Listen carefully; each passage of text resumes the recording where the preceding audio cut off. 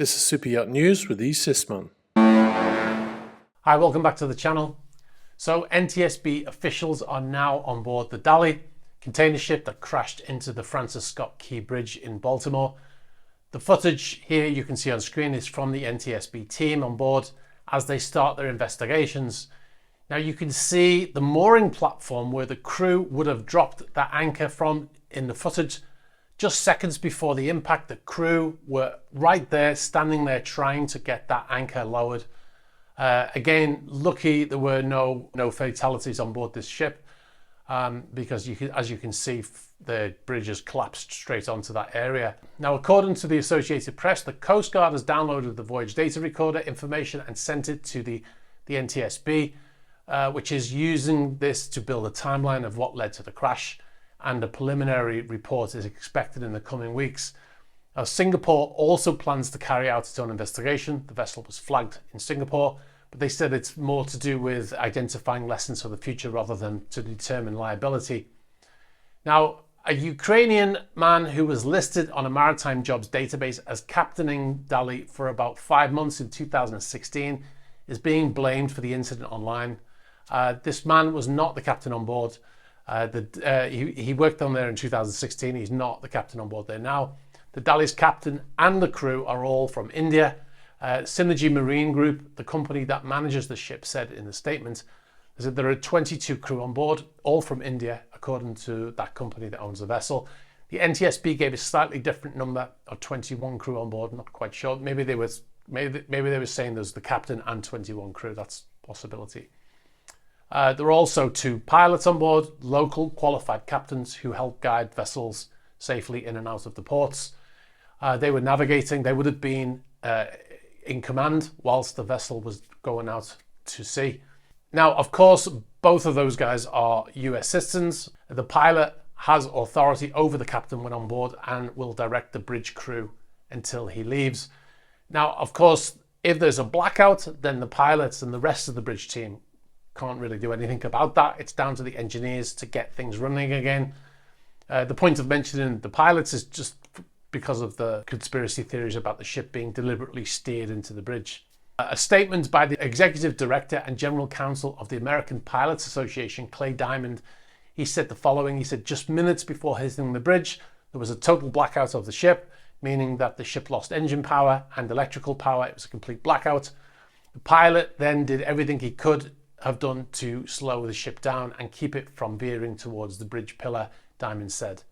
Now, with reference to the blackout and the lights coming back on, Diamond said it was likely due to an emergency generator activating after the initial blackout.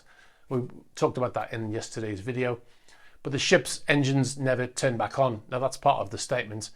Now, the Maritime and Port Authority of Singapore, where the ship is registered, confirmed that Dali had lost engine power, saying as a result of the loss of power, it was unable to maintain the desired heading and hit the Francis Scott Key Bridge. Now, a caveat there, we saw the smoke plume from the funnels, and as I said in the previous video, this is common when engines are being restarted. Now, it could be that the engines never fully restarted and the smoke plume was them turning over and not being ready to use, them not able to engage and to be able to actually be used to maneuver. Okay, so we'll go on to some questions that we've seen repeatedly in various places. Why not use the bow thrusters? Oh, well, the bow thrusters are electric, they have electric motors, so the loss of power means they wouldn't have been working. Next question, would voyage data recorder still work with a power failure? Well, yes, the VDR has a backup power. The vessel would have a DC backup battery bank for the entire vessel. Only selected emergency items will be plugged into this, and most of the bridge should have been connected to this, including the VDR. Now, this is done with about 50 or so huge 12-volt batteries in series until you get 400 to 500 volts DC. In the event that this tripped and failed to operate, which I've seen myself, the VDR would have its own small UPC that should have operated seamlessly for a mandated amount of time, which I think is about 2 hours. And we can't verify this ourselves, but reports from Bloomberg have said that the VDR momentarily stopped recording when the ship lost power at 1:25 a.m. local time. So the report from Bloomberg said that NTSB's investigator in charge, Marcel Muse, said that the recovered voyage data recorder had helped them establish a timeline of events. He said there were numerous audible alarms were recorded on the audio from the ship's bridge at 1:24 a.m. This is when the first blackout occurred. If we go over to the footage that was live streamed at the time, you can see 1:24 a.m. is when the power is lost on board the ship. This is back to the article now.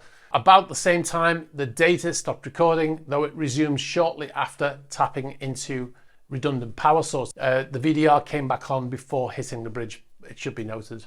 Now, Mr. Muse also said that at 1:26 a.m, the ship's pilot made a high-frequency radio call for the tugboats to assist the Dali in what was the first sign of needing help. Not quite sure why he used a high frequency.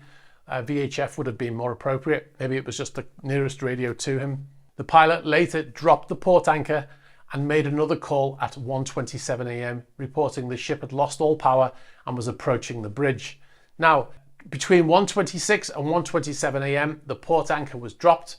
Now, if we look at the AIS data, this was after the vessel started to turn to a starboard towards the bridge pillar.